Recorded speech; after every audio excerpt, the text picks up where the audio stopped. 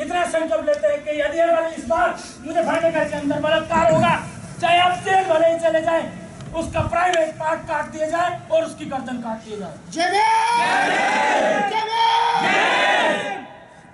साथियों, बलात्कार नहीं होंगे यदि अगर भले ही हम जेल चले जाएं।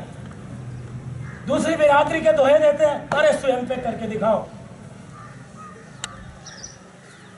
साथियों, मेरी बात यदि अगर अच्छी लगी हो तो इस कान में कोई इधर मत निकाल देना, उसको अमल में लाकर के ध्यान से ध्यान देना। संत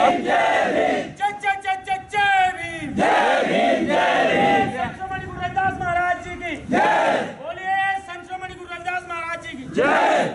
जो बोले सोनी पे गुरु रविदास महाराज की जय। जो बोले जो सोनी पे रविदास महाराज की जय। साथियों, आज का जो मुख्य विषय था, एक ये जो शूटिंग, मैंने जो सच्चाई में आप लोगों को बताने चाहता हूं, जिससे आप अभी तक रूबरू नहीं है।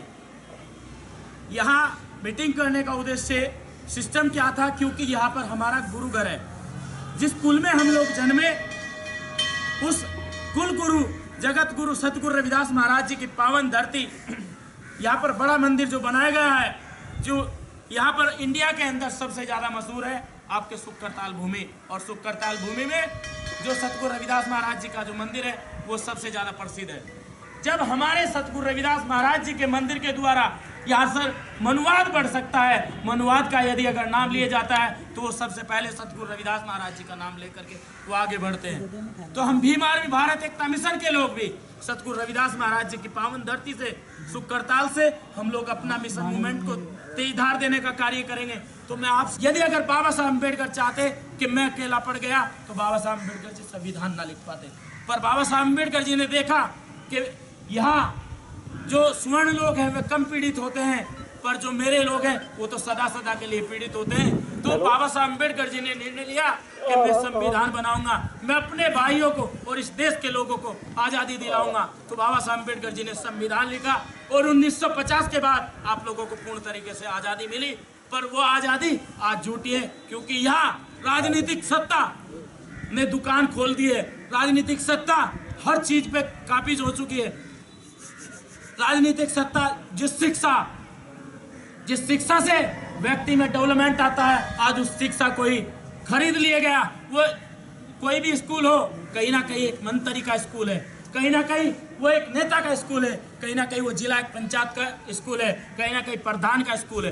क्योंकि साथियों, मैं बाबा साहब ने भी कहा है और हमारे महापुरुषों ने भी कहा है, और एक बात आती है कहावत में, यदि अगर कुछ छीनना है तो किसी की शिक्षा छीन लो, तो ऑटोमेटिक वो लाचार और गुलाम हो जाएगा।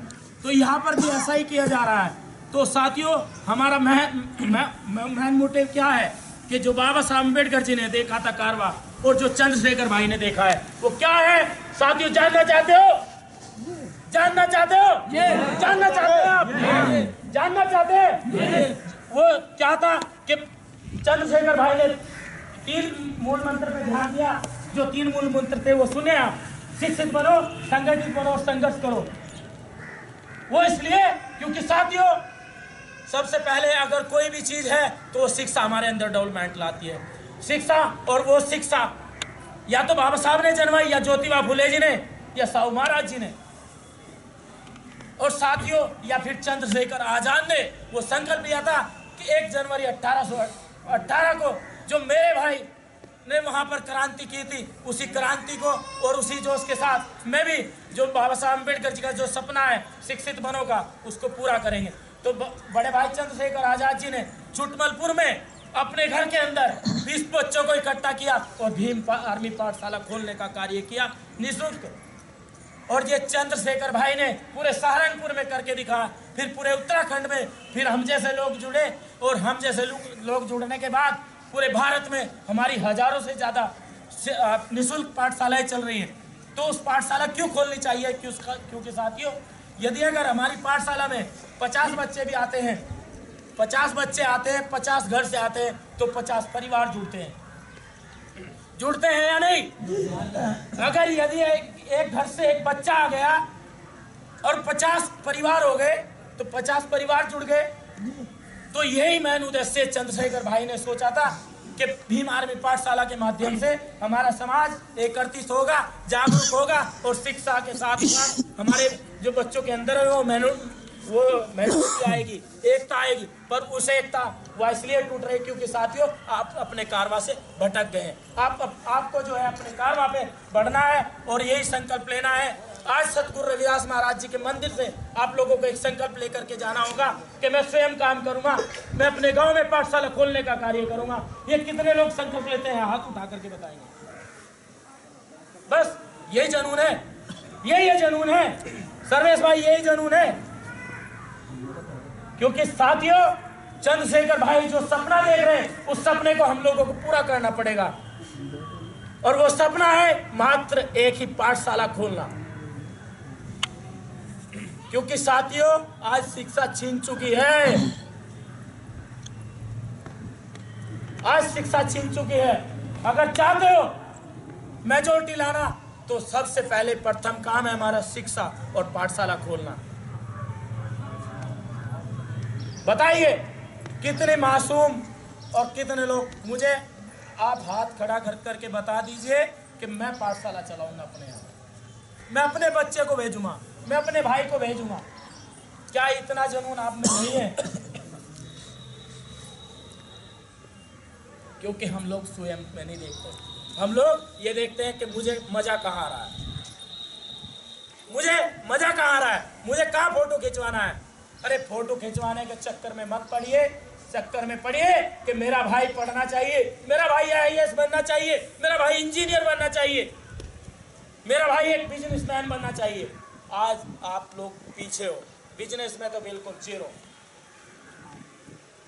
कहा मोड़ने में कितने चमारों की दुकान है भाई, कितने चमारों की दुकान है? मुजफ्फरनगर में कितने चमारों की दुकान है? पुरकाजी में कितने चमारों की दुकान है? अरे शर्म, जिस चीज में शर्म करनी चाहिए उस चीज में आप शर्म नहीं करते। शर्म करनी चाहिए कि मैं चिनाई मिस्त्री के साथ में 300 रुपए की मजदूरी कर रहा हूं, क्यों कर रहा हूं? शर्म करनी चाहिए हमें गर्व करना चाहिए कि मैं एक परचून की दुकान खोल रहा हूं और वो मेरी दुकान है। मैं मर्जी से चाहूं तो उसमें ताला शटर डाल सकता हूं, मर्जी से चाहूं तो खोल सकता हूं। पर क्या है कि आप दूसरे की नौकरी करना पसंद करेंगे, आप अपना काम करना पसंद नहीं करेंगे।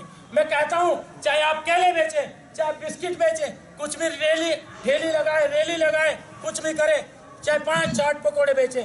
एक कश्यप समाज के बच्चे से पूछिए, वो अपने आप में सक्षम है, वो चाहे पानी पटाखों की अपनी ठेली लगाता है, समोसे बेचता है। एक पास समाज से पूछिए, वो अगर भेड़ चराता है तो अपनी चराता है, वो किसी की नौकरी नहीं करता। तो जिस दिन तुमने अपना काम स्वयं पे देख लिया ना, तो साथियों आप डेवलपमेंट होगे, और अगर आप मजदूर बनकर रहोगे तो साथियों गुलाम पैदा होंगे, गुलाम। बाबा साहब ने इसलिए कहा था कि आधी रोटी कम खाओ पर अपने बच्चे को पढ़ाओ। क्या हम ऐसा काम कर रहे हैं? अरे कोहलू और भट्टा हमारी किस्मत में लिखा है। नालत आती है जब हम सुनते हैं कि हमारी बहन का वहां रेप हो गया। नालत होती है कि बाबा साहब अम्बेडकर की तस्वीर तोड़ दी गई। क्यों? क्योंकि साथियों हमने ऐसा बना लिया, हमने ऐसा माहौल पैदा कर दिया कि धरना दे दो वहां पर। क्यों धरने के पीछे लगे हो? हाथ काट दो जो आपकी बहन के ऊपर उंगली उठाता है, उसकी आंख काट दो जो आपकी बहन को देखता है।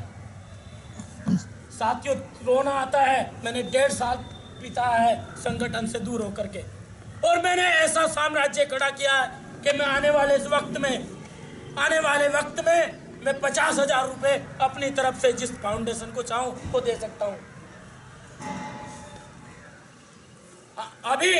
अभी मेरी ओपनिंग होगी, हरिनगर के अंदर दुकान में खोलूंगा। पर साथियों सबसे पहले मैंने संकल्प लिया है कि मैं स्वयं में मजबूत होऊंगा। यदि अगर अब 4 भाई हैं सच्ची निष्ठा से, ईमानदार से अपने घर में बैठे और मीटिंग करें कि मैं आज संकल्प लेता हूं कि मैं अपने परिवार को एक चलाऊंगा, ये होता है संघर्ष, ये होती है एकता। अपने अंदर का जुनून जगाइए। जब तक आप अपने अंदर नहीं झांकोगे, अपने अंदर का जुनून नहीं जगाओगे, हम क्या है कि अपनी माँ को डांट देते हैं, अपनी बहन को डांट देते हैं, हम स्वयं में काम नहीं करते। या 2 आंसू बहाने से काम नहीं चलेगा। हमें स्वयं में जागना होगा, हमें मजाक मस्ती छोड़ करके अपने समाज की तरफ देखना होगा। साथियों, इस कान से सुना और इससे निकाल देते हैं। चंद्रशेखर की वीडियो, चंद्रशेखर के पीछे आप भी चंद्रशेखर हो।